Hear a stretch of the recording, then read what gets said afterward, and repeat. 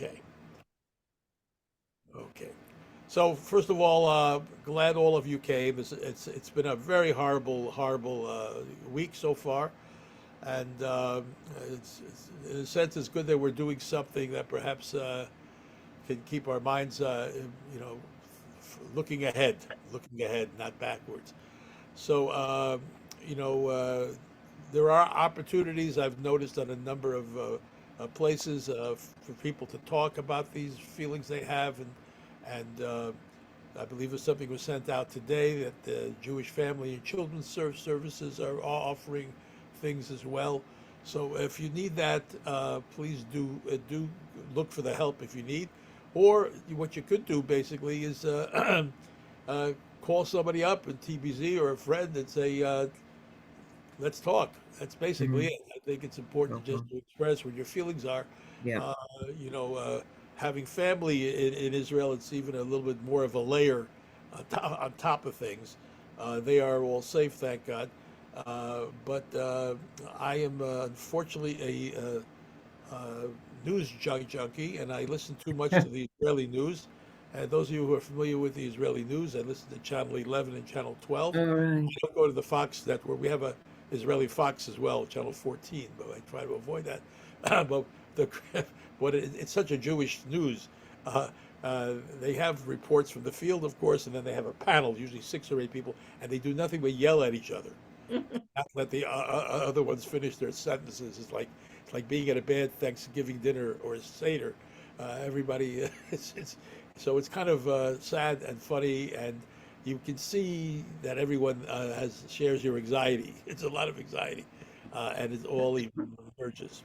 Okay, so I just wanted to explain a few things to us all about the messages you've received.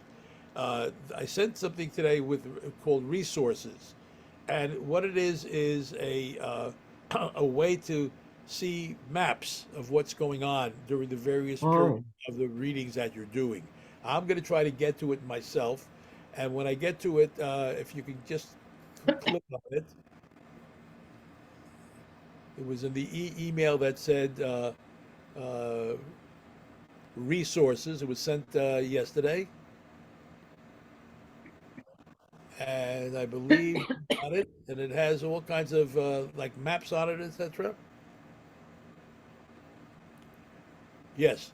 So it's the one that says King David Study Materials, sent at 11:56 a.m. today.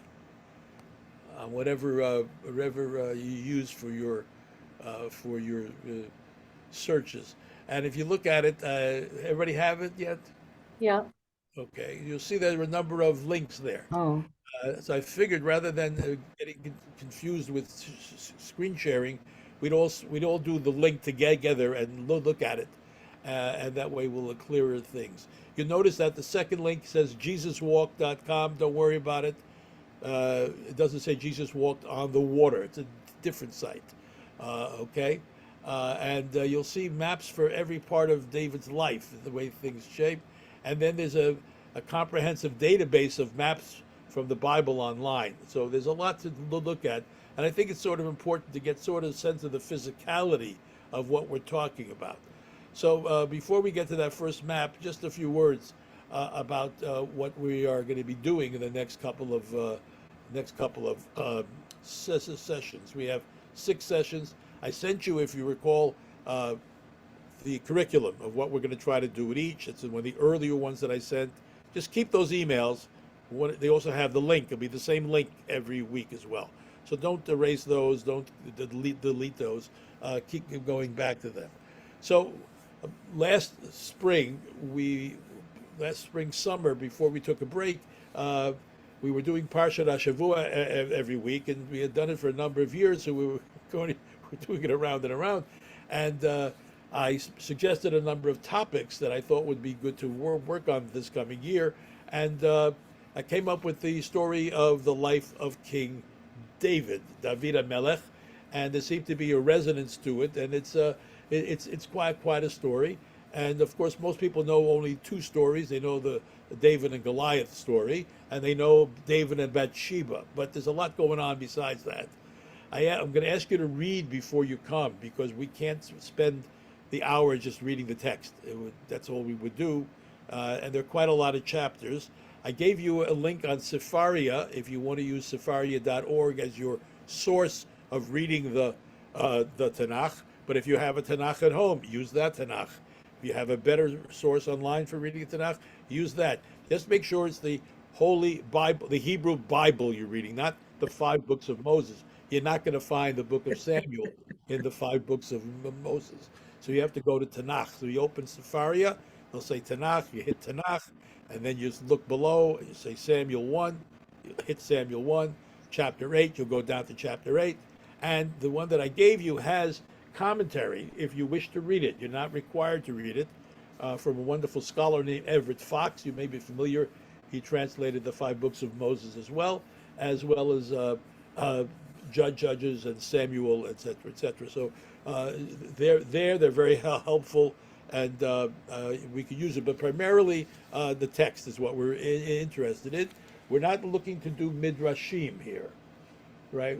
We do a lot of that when we do Bible study. We really just try to get to a story, and it's a story. It's a tale. It's a saga. It's the Game of Thrones. It's intrigue. It's palaces. It's murder. It's a rape. Adultery. It's got everything for the whole family to enjoy. Everything is there for the whole family to enjoy. It's certainly fascinating from the point of view of character development, of getting to know who this David is. But what we start with in the chapters that I asked you to read, chapter 8 to chapter 15, you are permitted to go before chapter 8 and read about Samuel. If you're perfectly all right. We read about Samuel where? Where did we read about Samuel recently? Anybody remember? Come on. The Haftorah for Rosh Hashanah. The first day. Vatit Palel Chana. Chana, Samuel's mother.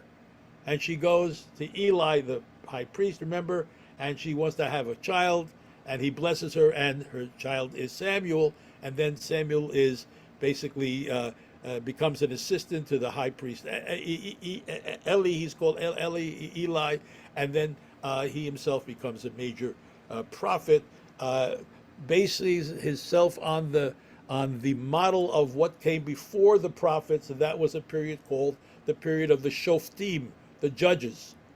You may know some of those names: Deborah, Gideon, Samson, right? And there's a whole book before Samuel 1, 1 Samuel, called Judges, Shoftim. And it begins this idea of what's happening when they get into Canaan, what's going on in Canaan. So if we want to go to the first map, if you get back there, just to take a look at it's the top one, Jewish Virtual Library. Let's all click on that together so that comes up on our screens together. 1, 2, click. Okay, you go below, and that's when you get a very beautiful colorful map in the middle of that page. By the way, it's a good thing to read if you get a chance. It's a wonderful resource called the Jewish Virtual Library. Okay, it's always a good place to go for all kinds of wonderful information and maps and anything you wanted to know. It's really there, A to Z. And they ask you for donations, so please don't donate if you can. So let's get, and you can click, what I love about this is you can click on any tribe for more information. So here is basically what we call Eretz Canaan. It is not called Israel yet. There is no Israel yet. There aren't really more than the Canaan, which is this place where some of the settlements, not all of the settlements, but because 2.5 tribes stayed on the other part of the Jordan, so we have 9.5 tribes. Okay, 9.5 tribes.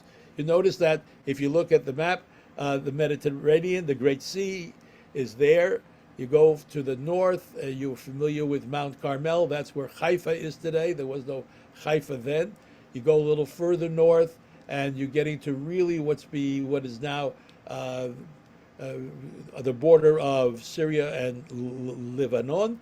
Then there was no Lebanon either. It was right above here in a place called Sidon, Sidon, and one of the major cities was Tyre, Tyre. These names become much more well known when Solomon builds the temple and he has to get supplies from the cedars of Lebanon. Remember that? They bring down these wonderful pieces of wood to build the temple. And then you have in the corner there, Dan. And those of you who have been to Israel know there's a place called Tel Dan, and it's where the beginning of the Jordan begins, which will flow through into the Dead Sea, and that's the River Jordan. So if we look, the Sea of Kinneret, right? That's right. The Sea of Galilee, it's called now, right there, and that's where you have Tiberia, which did not exist at that time. So we go through the tribes. We'll see Dan is to the north, Asher on the sea, Naphtali more inland, going west. This is I should be going east. This is east, right? I guess take your and Asher is going west. That's why if you're on the coast of Israel, you always see sunset over the Mediterranean, always looking west. Then you have two smaller tribes, Zevulun and Issachar. They serve different functions. One of them helps in the in offloading materials from the Mediterranean, and Issachar serves as sort of the teamster tribe, and they put all the products on wagons and bring them all the way through. Here we go down to the tribe of Menashe, quite a big tribe if you notice, in the middle. Then Ephraim, right? And Ephraim has a place in it called Shiloh, and that's where the Mishkan settles in Shiloh. The Mishkan, of course, the traveling shrine. We read countless chapters about it, and it served as a center. If you look at the words to the left of it, as a sacral center for all the tribes, because it housed the Ark of the Covenant. The Aron was there under the priestly family of Eli. Under the impact of military pressures, the Israelites felt compelled to turn to Samuel, and that's what we read about in the chapters. And then down below is Ephraim. Now Ephraim and Menashe who are they? They are the sons of Joseph, right? When the Levites are taken out of the count of the 12 tribes, they do not get a portion in the land. In order to continue the number 12, which was considered to be a very fortuitous number, they gave two tribes to the heirs of Yosef. One was Menashe and one was Ephraim. And then if you look at little Benjamin there, right? Benjamin is sort of like annexed in a certain way to Ephraim, and that's where our main character of the chapters I asked you to read today comes from, Shaul. Then we go below, Judah. There is no Jerusalem yet, by the way. It gets established. Hebron, important. Hebron will be another stop on the travels of the Mishkan before there is an established temple. And only later on, we will read about it in the story of David's life, he will consolidate the tribes and create a place called Jerusalem, which already existed as a Jebusite stronghold, and will make that the capital when he consolidates the kingdom. If you look at where Jerusalem is, those of you who have been to Jerusalem know it's between, if you will, the north and the south. It's like a place almost in the middle, and you can see from it. You can see the Dead Sea in one direction, and you can see the mountains of the Galil from the other direction. Notice Ruvain, God, right, remained on the other side. They said, we want to stay there because things were good. And Moshe, you may remember, says, okay, come fight. And once the land is we are victorious in the land, you can go back there. So these very large tribes are no longer in the geographical borders of Canaan. And then on the bottom we have Shimon, again a smaller tribe. That's where Bathsheba is, and of course many of the stories of Abraham, if you remember, Abraham and Sarah take place around Beersheba. Beersheba still exists, of course, and it's mentioned, very ancient city, and is still there. Now, here it's kind of interesting in what's going on today. Here are the Philistines. Who are the Philistines? We don't know, but they're basically on the way to what today we would call the Gaza Strip. So it's kind of fascinating to see that on the map. The Philistines are probably a seafaring people that have come possibly from Crete or from Cyprus. It's unclear.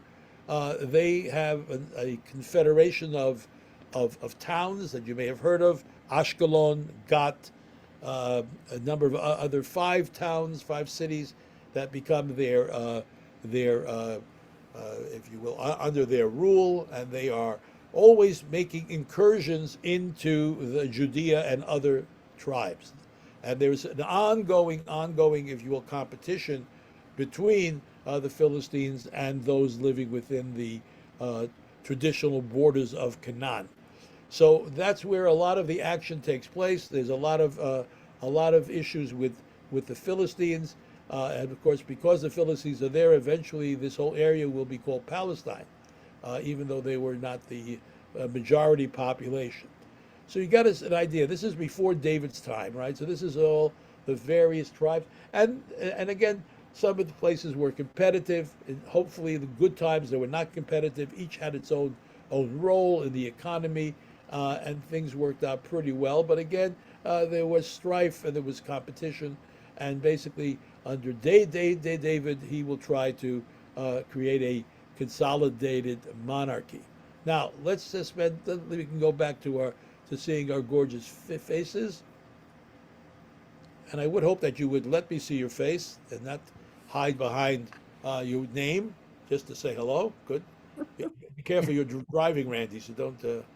Are you driving and looking at this? That's not very good. So, Reb Moshe, can you just Yeah. date this approximately? This What is is the about, date? I would say, as much as we know, 850, excuse me, 12, 1150, let's say, 1100 or 1150 BCE.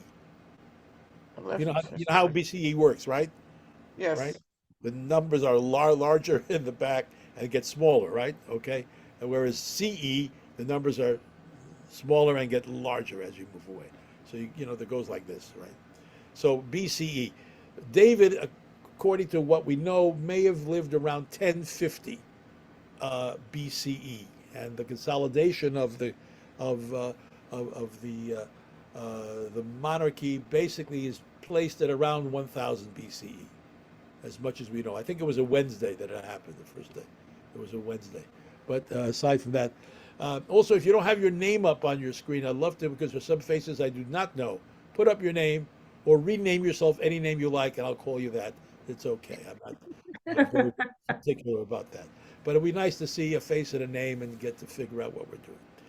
So, what's a monarch? You can talk. It's okay. Hello? A Anybody? single ruler. A symbol?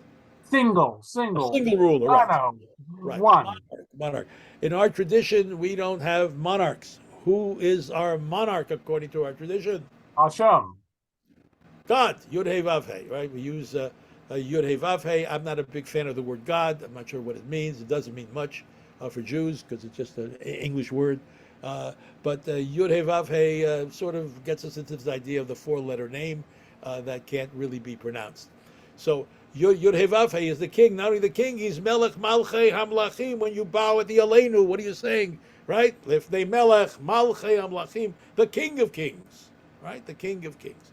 By the way, in ancient world, there were many monarchs, human monarchs, who called themselves the king of kings. Okay? Because they were basically saw themselves, as happened with the monarchy from that time until the beginning of the 19th century, was that they were divinely appointed. Remember the divine rights of kings, right? So all of monarchs traditionally always associated themselves as being representatives of the divine. That's very important, right? They see themselves as appointed by the divine, working quote unquote for Yud Hey Vav Hey. They had other gods, other names, etc. So the monarchy was served a number of purposes. One, it became the organizing principle of that society. A monarch's job, in a way, was to, besides become rich and oppress people and chop off heads, which is a pretty long job. You got to work hard every day. Another couple of heads, another couple of heads. It adds up. After a month, you're really tired. You have to hire other people to chop off heads, right? And eventually do, and it works out real well for those who work chopping off heads. So here's what happens: is basically in order to survive, monarchs must have money, preferably cash. You cannot pay your army with credit cards. People want money. And thus you're protected from those who want to attack you, surrounding areas that want to take you over, rivalries, enemies of all kinds. And the monarch creates this sense of safety and security, right? That's what the monarch creates. And because of that, you pay tribute to the monarch to protect you. Okay, you may have heard this idea of security being an issue for a lot of people. And guess what? In the ancient days, as today, there are people willing to give up their freedom for security. We have people even in our wonderful country who would say the same. I don't need to make choices. Let somebody make choices for me, but let's keep all those foreigners out of here and protect white supremacy. But that's just a little comment on the side.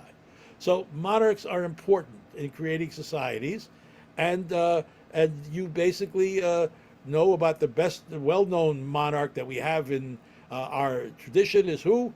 Pharaoh. Okay, Pharaoh becomes a model of monarchy, and like other monarchs in the ancient world, has an attribute of divinity. It's a god king, so that's always there. Keep in mind. So if in the chapters you've read from 8 to 15, it seems to be that the people of these various tribes approach Samuel, who's their judge and prophet, and say they want a king. They want a king, and he is very explicit in telling you all the reasons you shouldn't have a king. If you remember, a whole list. If you remember the list in there, they'll take your money, they'll take your kids. You'll wind up giving everything you have to that king, right? You don't want a king. God is king, and you don't need a king. But because of the threat from the Philistines, primarily for some reason, who are very, very aggressive people. They are known as people who like to invade and maraud and take, and like pirates in a way. And they also have the use of iron. It's the Iron Age now. It's past the Bronze Age. And they have strong weaponry and armor and all that kind of stuff. And they are aggressive. I mean, we have to be aggressive, and we'll go in and pilfer and take and kidnap and do all kinds of things, which are not very pleasant.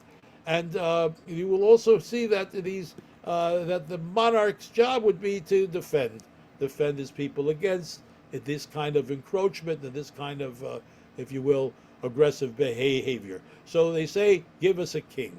And as I mentioned, Samuel is of two minds, or at least maybe says no.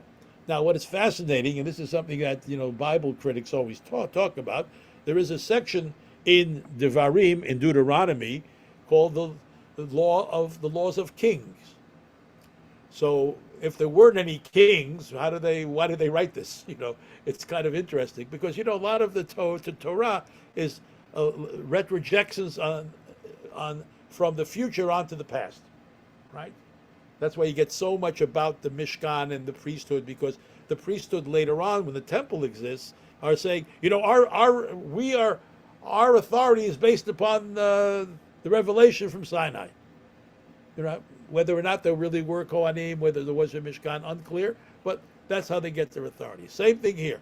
They retroject upon the past after the failure of so many kings, and the monarchy ultimately fails Israel. I don't want to give away spoiler alert, but they eventually fail. They're told that the king has to be made a servant of the people. The king is not above the law. The king has a constitution. This sounds so contemporary, right? The king has a constitution that he must adhere to. He should not gather large riches. He shouldn't have many wives. He shouldn't be a horse aficionado because that will bring him back to Egypt, which has the best horses. He should not be haughty. All of the things that we would expect of a nice king. So in the Torah already, there's a sense that there will be a time of kings, and they have to be held accountable. They can't rule absolutely. There's no absolute ruler.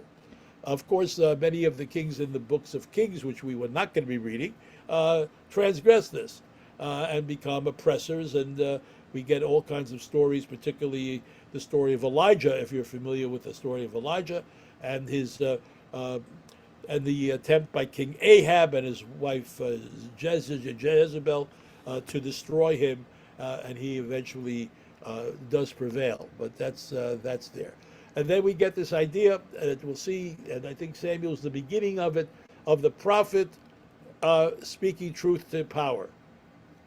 And this will be very, very, you'll see this very much in the story of David. The prophets maintain their role of taking their need, the people's need for accountability, and saying to the king that the king must be able to be accountable. And he will, of course, we know the prophet Nathan is the prophet in the period of King David's reign. So the people clamor for a monarch, and primarily, I believe, they're clamoring for a military leader, someone who will fight the Philistines. Also, another group that you met in the chapters you read were the Ammonites. The Ammonites, and there's a whole little episode of King Shaul, getting a reputation built by defeating the Ammonites. We also introduced to Jonathan. Jonathan is the son, Shaul's son, who will become a very beloved friend of David, leading to all kinds of issues, etc. And why is Saul chosen, according to what you read? What are his attributes? He's taller than Shifmo Bamalo.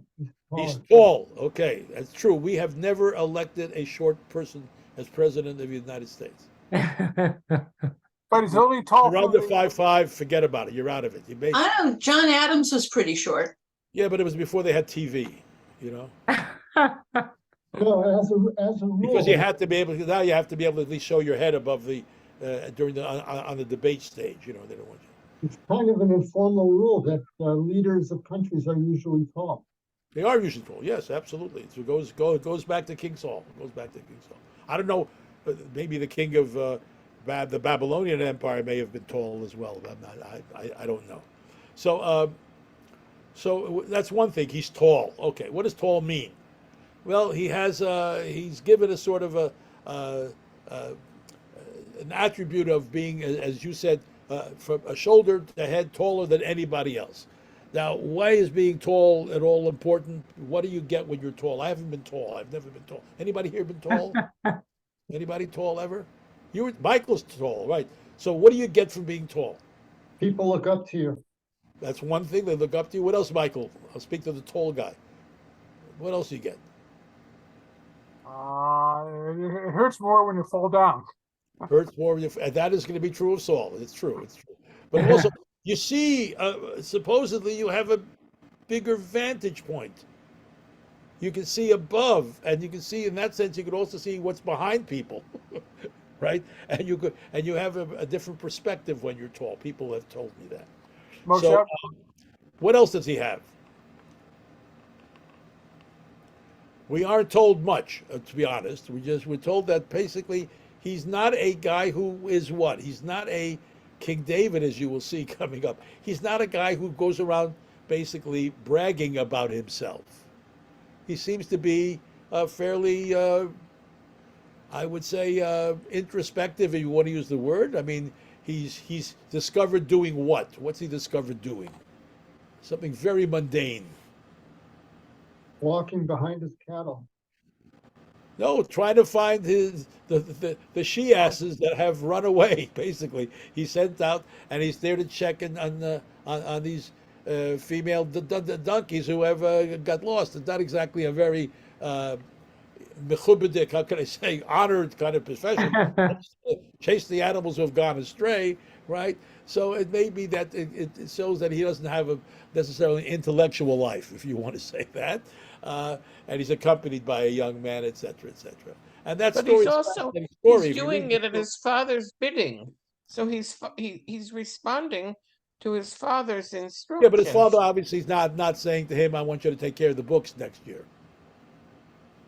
His You know what I father's mean? not His father is giving him an assignment that he thinks is what he can handle. right. So that's not a. I mean, it's not a. It's not going out hunting, for instance. He's not doing anything like that. Whatever it is, he seems to be a quote unquote, besides his height, pretty ordinary. And when they come looking for him, he hides away in the gear. It says that if you remember that, he hides away. They have to lure him out, right? And then, of course, he has this encounter with Samuel, and Samuel's saying to him a number of things. He says, "You're gonna be encountering in your wandering here a groups of prophets. Who are these groups of prophets? And you will learn, according to I love Fox's translation, they are ranting, ranting prophets, ranting prophets. What's this all about? How would you have groups of prophets? What's it talking about?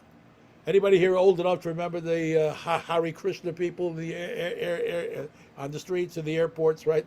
So there were obviously groups of people like this who felt they were imbued by the Spirit, okay, and they had these rants and chants that they did, by being in some sense of ecstasy, whatever, ecstatic kind of thing. So they would go through and that's where you get the idea of speaking in tongues as well, right? They would do unintelligible kind of sounds, and he says you're going to encounter them, and they will have an effect on you. Yes, and he too, for the first time, we think Shaul feels something extraordinary going through him.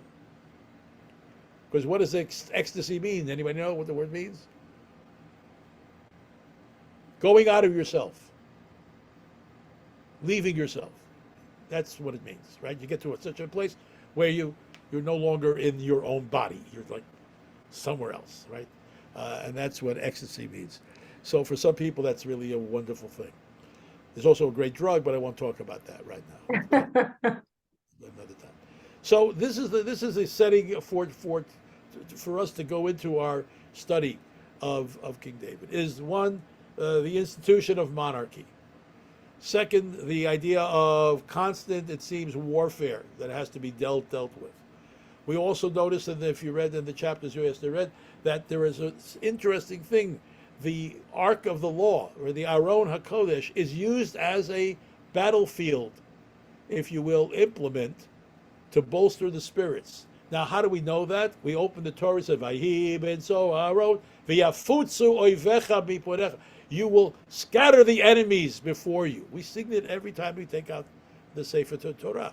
So the power of this Fox uses a good, interesting word I would not use of calling the ark the Kaffer, Coffer. Maybe those from a British background get that better than we do. But Kaffer, the Kaffer of the law, the Kaffer of the covenant, if you will. So we notice that's kind of fascinating, and that's going to play a role as well. Just keep your eye on it, because the Ark of the Covenant is considered to be a powerful warfare kind of instrument. So we will also you discovered, I hope, in the chapters that you read, that we have a lot of names. Don't let the names get you down. How many people have read War and Peace? I mean, admittedly, I haven't read the whole thing. But one thing, after a couple of chapters, I said, doesn't matter what the names are, because I'm not going to pronounce them, right? So don't worry about the names, right? There's a lot of names, and but that's not important. What's important, again, as I say, is this fellow who's picked by Samuel against his will, with God saying, no, do it. I know it's going to cause problems, but meanwhile, the people need this, and they can't. And this has been we can go all through the 5 books of Moses and say, look, people are always looking for something much more tangible. They want an address. They want something they can, have a relationship with. And it's very hard with our sense of the abstraction of God, whatever it is. There's no way we can conceive of it. So for a lot of people, that's very hard. It's very hard. That's why Christians did very well with Jesus. You had a person, a story, right? You could hang them on the walls. It was really very helpful to keeping people, simple people, connected, who didn't have necessarily a capacity for abstract ideas. So we get this prophet Samuel adhering to the people's will against his will. Okay, so but once it started, you can't stop. There will be kings. Moshe, quick interruption, and Please. sort of, please accept my ignorance of what happens before the map. When I look at this, and you sort of say, people are feeling threatened, they want safety and security, they'd like to have a king, whatever that means. And yet in the map, you have everything organized by tribes. Right. And within these geographic areas, how is that organized? Is it just sort of an extended family group with a patriarch who makes the decisions for the group? Because it seems like there's a general level of agreement that we, whoever the collective we is, need something, and we're willing to gather together to do that. So how does that structure hold? Or it doesn't? No, two answers. Conceivably, if you look at the map, the tribes that are more interested in this monarchy are south, because they're closer to the Philistines. There may not have been people up north who were clamoring for a king. As a matter of fact, that's David's Ganzazach. David's Ganzazach is that he gets everybody to come in and create a confederation. And he consolidates all of them under his rule. So that's his great chachma, if you want. That's his great chachma, that I'm going to take this diverse group, ruled by individual patriarchs and clans, and their own judges, etc. And there was no central temple either at that time. So each group had their own places where they made offerings. Samuel, however, served a bit of that purpose because he was an itinerant, right? He would travel all through all of these tribes. So there was some connection that they had as a people, if you will, to this idea that there is someone who represents God, the prophet, right? Were there other prophets? Possibly. We just don't know. But clearly Samuel is a model, a great model of this peripatetic, prophet that people all basically, they all agreed with certain things. They all agreed about one. They all agreed that the Torah was going to be their way of life, right? Whether they observed it well or didn't observe it well, whatever. They all agreed that they had a common ancestry. They all go back to Avram and, Yitzchak and Yaakov. They all believed the land was given to them as a birthright. They were returning to their ancient land. It all resonates, doesn't it? It all resonates. They all had this idea that there was that God wants them to offer things up to God. So there's offerings going on all the time. All the time. There are people creating slaughter sites. It's a good translation that Fox has. A slaughter site is a mizbeach, a place of zevach, a place of the slaughter. And they're always setting up slaughter sites. Later on, after David and Solomon, we're going to see that great split. And there will indeed be a great split between North and South. And the North did disappear, the so-called 10 lost tribes. But also, wasn't Not to be- Samuel a judge? Didn't he And there were adjudicate? judges, right. Did he adjudicate disputes among individual families? That too. There were all kinds of judges. If you remember from even the 5 books of Moses, there are judges on larger things. There are judges on smaller things. There are judges in towns. There are judges that are in, are over a larger territory, jurisdiction, etc. But there were main judges, as I mentioned, in the period of the judges. Deborah was a remarkable example of a female judge. Samson, Gideon, and others who had reputations of being defenders of their territory. They too were people who were involved, if you will, in security issues, as well as offering wisdom and judgment and all that. And there's a lot to read there if you want in the books of Shoftim, which I can also recommend. Don't wait for the film. There have been films made of Samson and Delilah, not too good. There was a film on King David with Richard Gere. If you Oh, that's recall, funny. any of you recall it?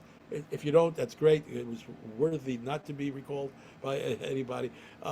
It's fascinating how Hollywood never is able to do these biblical stories without making them all sound like, like Samson and Delilah. Right? Samson is Victor Mature, and it's whatever.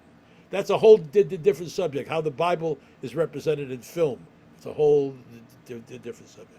So going back to your second question, I do think that this was of interest more to the tribes that were south, Benjamin, Judah, Simon, Shimon, etc.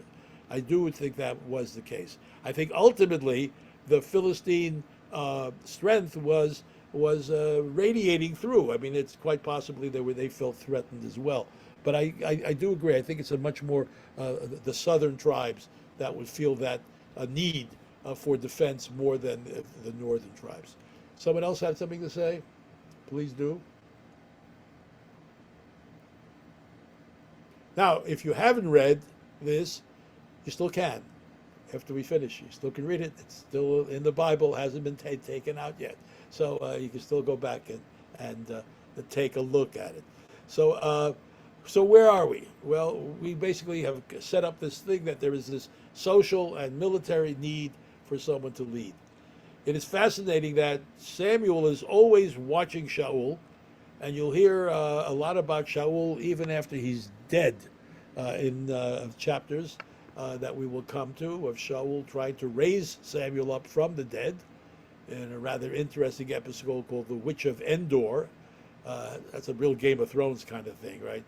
A little necromancy, it's called, if those of you are familiar with the term.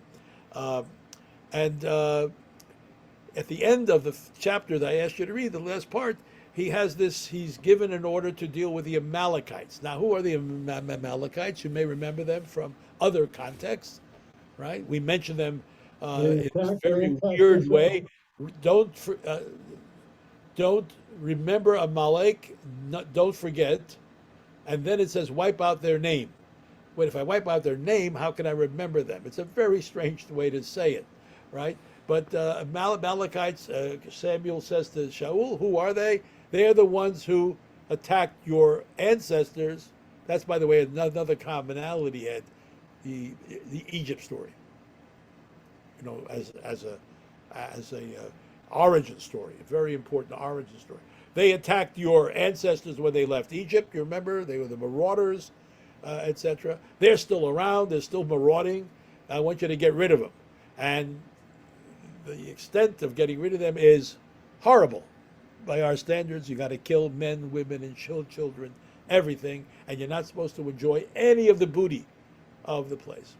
And Shaul, if you remember at the end of the last chapter I asked you to read, he disobeys, kills a lot of people, and it's so hard when you're talking about what things are going on today that people have this kind of deep violence, which is, obviously part of human nature, it seems, and it can be exploited in so many ways. There's great need for violence, and he doesn't kill the king, right? Agag, who's an antecedent to who? Haman, right? Haman's the great, right? And that's why we read Zachor, remember, before Purim. Okay, it's all connected, folks. It's all connected. And Agag has remained alive. He says you shouldn't have let him live, and he says because of this you will eventually lose your kingship. This is your great sin, right? And then Shaul hacks Agag to death and cuts him into different pieces. So even Samuel has an aggressive kind of side to him as well.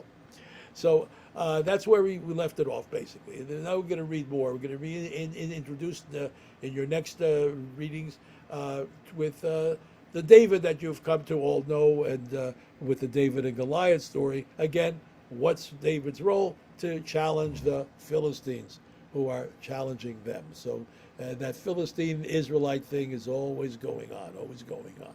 Any Reb Moshe, comments? Reb Yes, we have Moshe, some time. Reb Moshe, it was Shmuel who hacked them, not Shaul. Yeah, Shmuel hacked him, right. Shaul didn't, so Shmuel did it, right. It's very explicit what he does, which is also kind of. So there's a lot of. So I know it's hard for us because we all have this, we really abhor violence, and I certainly do. And yet we have to face the fact that the human violence, people's inhumanity to other human beings goes back a long, long way. And as a matter of fact, in this week's Parsha already, we're going to read, we're in Breshit now, right? We're starting the whole cycle again with Simchat Torah, was last Shabbat. We're going to hear about the first murder of Cain and Abel. What's that mean? What's it saying? It's saying that maybe there's a primordial, if you will, possibility of human violence that is created by all kinds of motivations, jealousy, etc. In the case of Cain and Abel, jealousy, etc. Causes this first murder, and from then on, we are all been subject to that horrible thing for a long, long, long time. Any other comments, questions before I move on? Yes, Tammy. I just wanted to comment a little bit. I wanted to recommend the reading to people who haven't read it. I found the reading unbelievably exciting. I read this as a kid and then as a teenager, and I haven't read it since, really. Right. And it's just such a very exciting story. I couldn't put it down. Literally, I couldn't put it down. So I just wanted to say, and it's very exciting if you know Hebrew the way I do. I read parts of it in Hebrew, and the Hebrew is very, it's indescribably powerful. Right. But I was going to ask you, the thing that I noticed that I've never noticed before is the name of Saul, Shaul. I never realized. Maybe it's almost a mythic name because it's related to the word question. Nope, it's not the. It says so on in It's, my. he sees it text as. somewhere. I think he translates it as the requested. one. Hamelech asher sha'altem. Sha'altem, right? The ones that I understand now. Fox calls it the ones that you requested. Right, but the word in Hebrew. Shaul, right? The one that you requested. Requested. I mean, that's what his name means. But that's what his name is, and that's sort of peculiar. I mean, the people requested him, and then his name is the one that was requested. Leading us. You know what I mean? Is that a real name or is that a myth? I mean, leading us to surmise that he had another name. That's what I thought. I never noticed that before. But a birth name, perhaps. Yeah. Yeah, right. it's fascinating, really. I mean, to me. Moshe, can I ask you a Yes, please. question? This is going to sound very stupid, but I'm reading it from the Stone Tanakh edition, and in chapter 9, issued through the Orthodox community. that's right. In terms of Saul's height, it says from his shoulders up, he was taller than any of the people. Yeah. From the shoulders up, to me that's bizarre. It means his legs were not long. He had a long neck. From the shoulders up, he was taller than any other of the. Meaning that he towered above people because he had. It's not a great translation of it, etc. But that he was a heads. We get the term head and shoulders above from this story. Okay, so he was not a giraffe. He was not a giraffe. Not a giraffe as far as we know. Okay. Not a giraffe. But who knows, right? Who knows? Isn't that just a Hebrew idiom of some kind? And Head and shoulders above? Yeah. Yes. I can say Hebrew idiom, which we are going on to. So we are going to be dealing soon in your next readings with the fall of Shaul, the fall. But in between, you're going to have the introduction, as I mentioned, of this fellow David.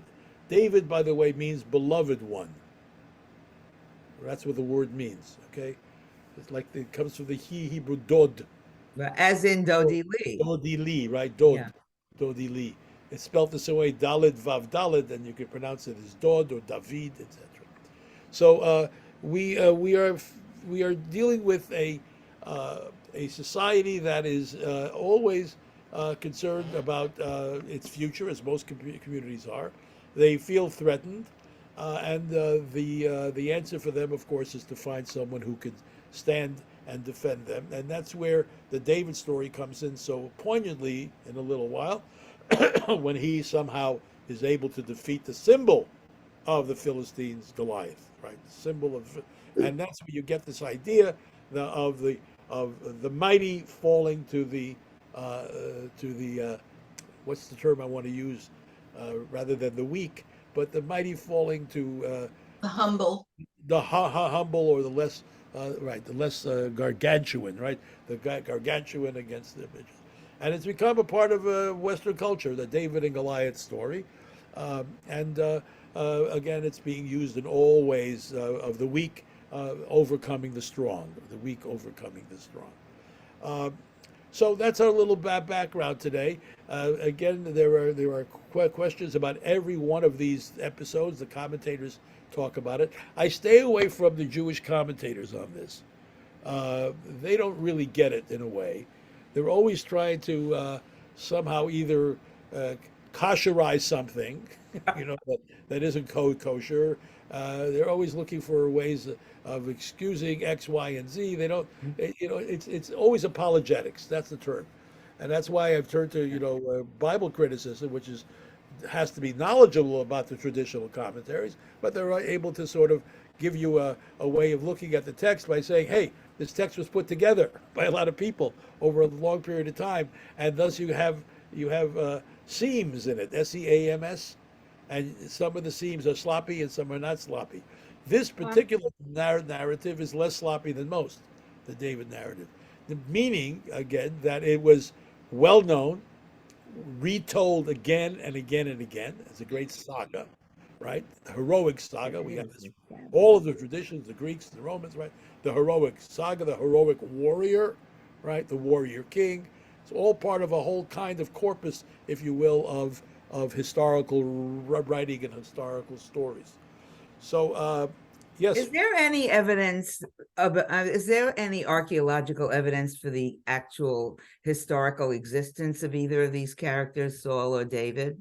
Well, it's a good question. People are obviously always looking for them, and there is recently, if you are following archaeology, there's a group of people who have an ideological motivation, but outside of the walls of Jerusalem, down past Silwan, if you know where I'm talking about, there's a group that has started the City of David excavations, right? They're part of the settler movement, but quite interesting how they've tried to reconstruct stuff, because there's a lot of debate in the archaeological community whether indeed David and this consolidation and creation of Jerusalem really took place or not.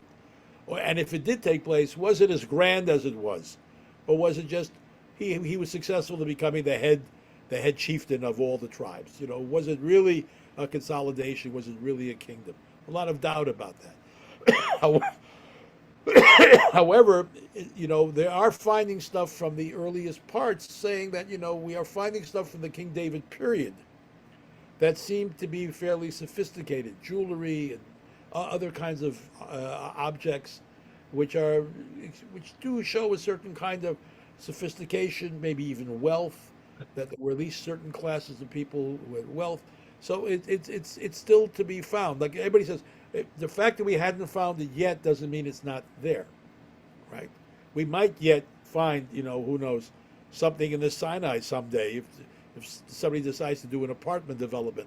Most of the stuff we find in Israel and in Rome and other places is that when you build an apartment, you have to hire the Archaeological Institute to come and make sure you're not covering anything up or destroying anything. And invariably, people dig enough to build these buildings that they begin to find stuff. So we don't know. We may find we're going to find, something very specific. It's hard to know. Certainly, documentation remains much more if you will, intact if you put them in a cave in the Judean desert, right? The Dead Sea Scrolls we found, right? Then if you had it somewhere else. But the world of archaeology is constantly finding things, constantly finding things. A wonderful magazine is Biblical Archaeology. I recommend it for people. It's just a wonderful thing. And if you're interested in archaeology, you know what can I say? There's just new discoveries all the time. And some of them are quite remarkable, because it's interesting how people didn't start archaeology really till about 150 years ago. There wasn't really any archaeology, but it's now become much more sophisticated. Excuse me. And the carbon dating has helped a lot. We now can sort of estimate how old things are. That was not the case, of course, in the past. So we're going to go on in our readings the coming week. Just looking and seeing. Start with chapter 16, right? After 15. Again, if you haven't read 8 to 15, you still got a chance. And you'll be reading about the rise of David and the fall of Saul. And it's pretty much the rest of the book of Samuel. We have Samuel, 1 Samuel, 2 Samuel. So it goes on from chapter 16. I'm not expecting you to read it all, but you should just at least try to get through it, because there are a number of very interesting little events we'll talk about next week. So it's from chapter 16. It's quite long, so I'm not expecting everybody to read everything until really chapter 20. Let me see, chapter 27. It's really about 14 chapters. Excuse me. To chapter 30. So 16 to 30. Chop it up a little bit. It's if you fall asleep reading, great reading to fall asleep to. It's terrific. Just don't let the book fall on your face when you fall asleep. Little things like that help. These little hints that I have found in my life experience. That's why I started a Kindle. It hurts less when it hits you in the face. So Moshe, yeah. one quick logistical question. Please. At the start of this evening, you mentioned an email that I don't think I ever saw. Okay. Where you talked about which version, and I'm reading something from Chabad.org. It's the Judaica Press Complete piece online. Is there a website for this class? Yes, or Sepharia.org. That was the first thing I mentioned. Sepharia.org. Sefaria. It's in the first email you got. And I don't think I ever got that. Okay, so I'll have Sarah send you all these emails again, just in case. That'd be great. That would be wonderful. Thank you. But I'll have her send them all again. Sepharia.org is a remarkable resource that we have, where almost every book of the Bible and all the Talmud and many medieval books are there in translation. I mentioned that during the High Holidays, people claim they have no accessibility. Rabbi, I not accessible. I said there is more accessibility now than there's ever been, to have all of a bookshelf in your house on one website. Not claiming you're going to understand the medieval stuff even in English. I'm not claiming that, but certainly for sources of the Bible, of the Tanakh, of Mishnah, of Talmud, it's all out there. Sefaria.org. You'll get a little menu, and you'll click Tanakh, Torah, Nevi'im, Ketuvim, Tanakh, and then all the books of the Tanakh will come down. You'll go down the list. You'll say Samuel 1. You'll get to Samuel 1, and then you'll go down until you get to chapter 16, right?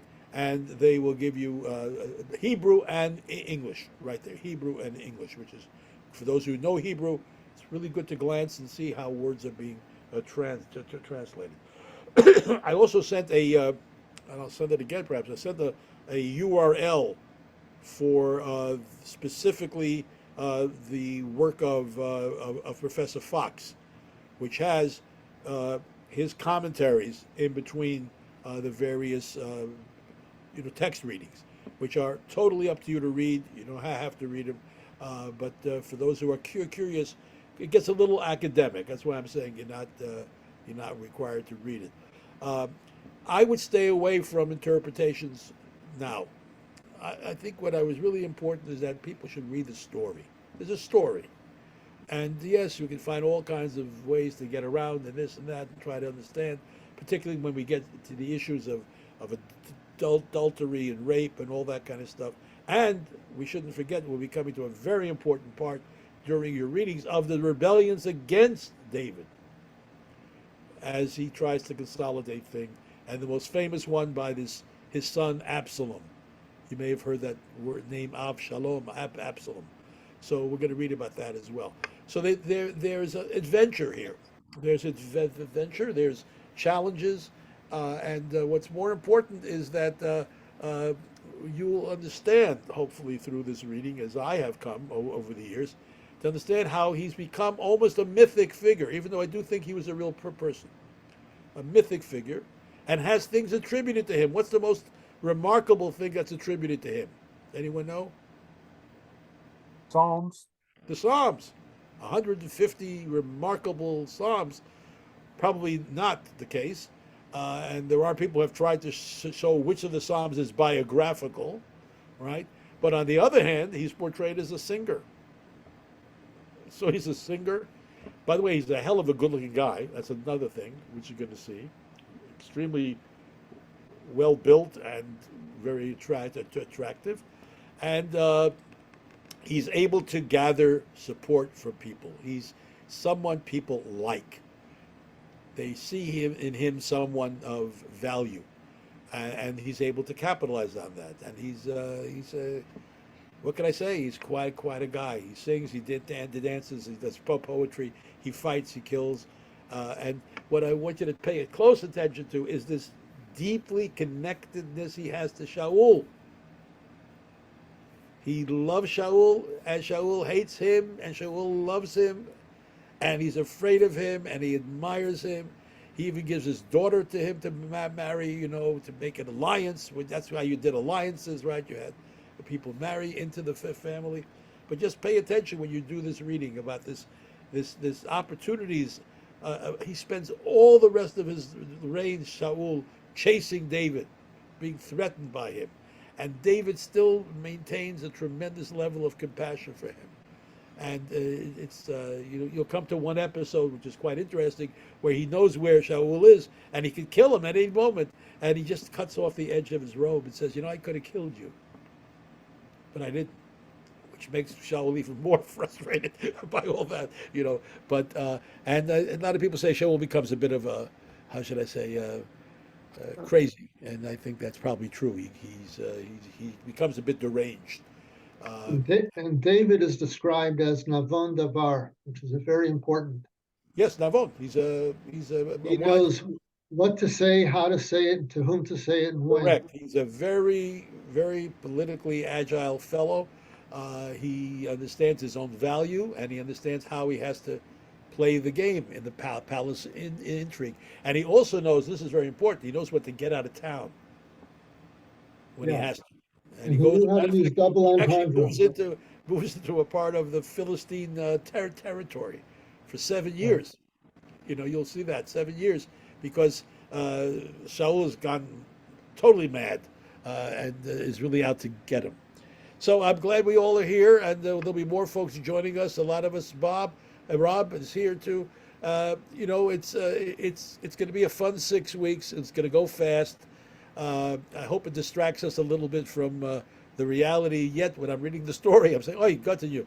Some of this stuff is always in front of us. There's no way of saying there is a past. The past repeats itself. It's always here. David Melech Yisrael Chai v'Kayam. That's the term, right? David, the king of Israel, Chai, lives, and is, of course, and he will become the antecedent of who? Why is David important? Of the Mashiach. The Mashiach, right? Yeah.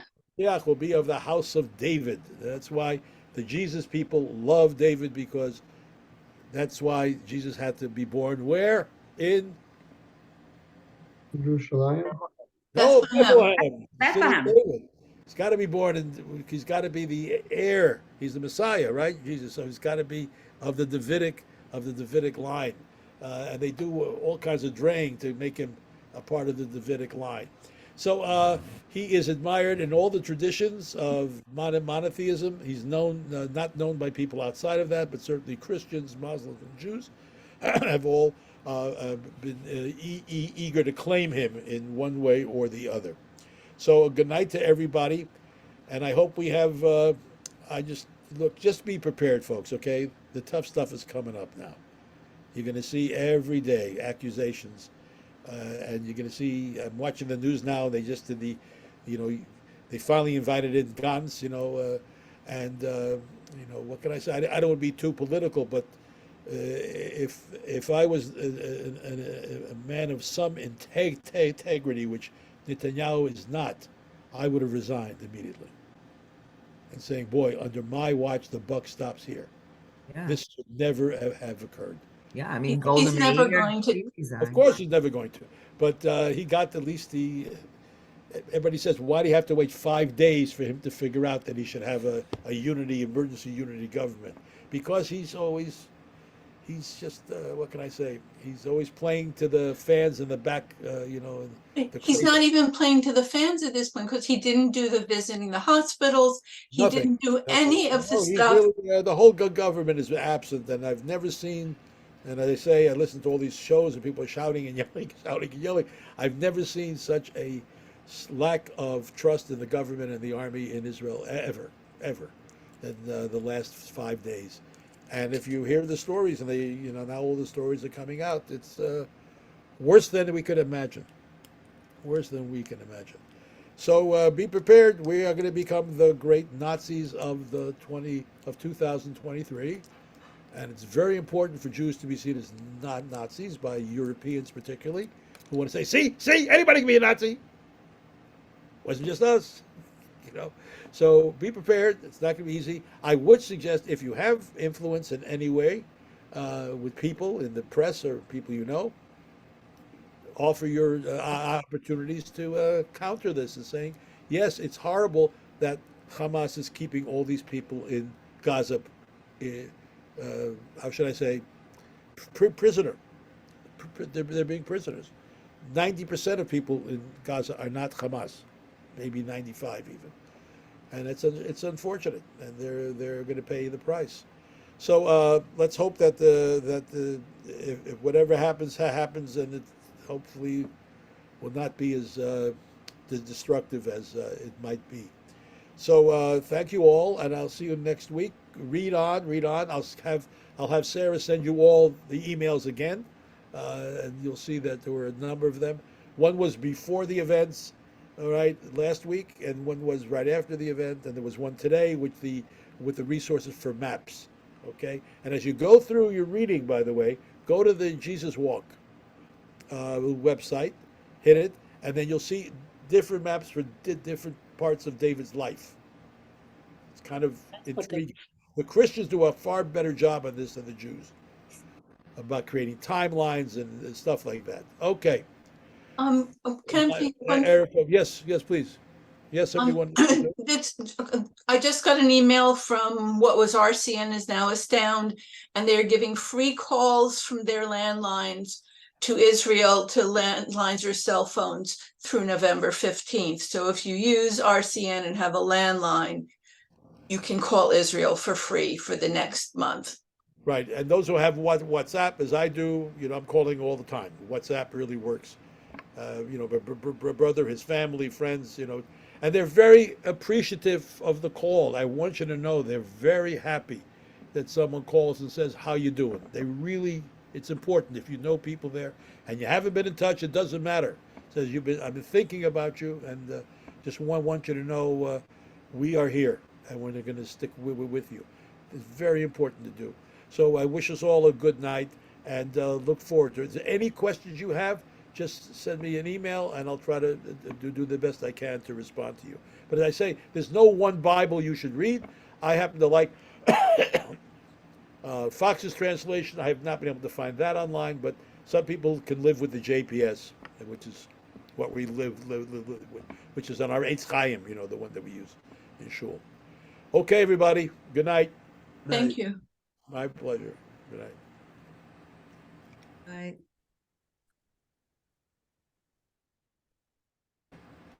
Thank you.